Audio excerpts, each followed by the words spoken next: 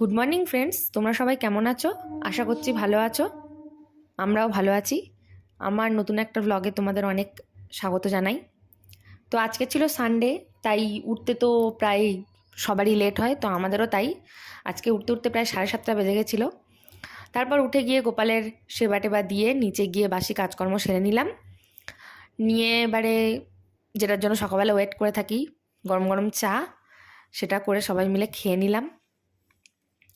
নিয়ে তোমাদের দেখালাম দাদাবাবু অর্থাৎ নন্দাই চলে যাচ্ছে, তো ছেলেমেয়ের সাথে খুনসুটিটা তোমাদের একটু শেয়ার করে দিলাম। তারপর টিফিন টিফিন খেয়ে শ্বশুরমশাই বাজারে গেছিলো, বাজার থেকে নিয়ে এলো মাছ, চিংড়ি, এমনি সবজি, মাংস। সেগুলো কেটে কুটে নিয়ে রান্না বসিয়ে দিলাম। আমি করেছিলাম ফুলকপি আলু দিয়ে মাছের ঝোল, আর শাশুড়িমা করেছিল মাছের ঝাল।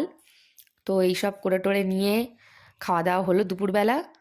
তারপর ঘুম দিয়ে উঠে চলে গেলাম দাদার সেন্টারে।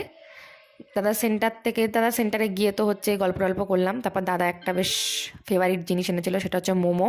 সবারই নিশ্চয়ই ফেভারিট। তো সেটা আনতে সবাই মিলে খেয়ে চলে এলাম বাড়ি। বাড়ি চলে আসার পর ননদিনী বানাচ্ছিল চিলি চিকেন। তো সেই চিলি চিকেনটা তোমাদের একটু দেখালাম। তোমাদের কার কার ফেভারিট চিলি চিকেন অবশ্যই কিন্তু জানিও। তো আমাদের আজকে রাত্রেবেলার ডিনারে এটাই ছিল, সাদা সাদা ময়দার রুটি আর চিলি চিকেন। আমাদের তো ভীষণ ফেভারিট এই চিলি চিকেন জিনিসটা, প্রায় বাড়ির সবারই। তোমাদের কার কার ভালো লাগে কমেন্টে কিন্তু জানিও অবশ্যই।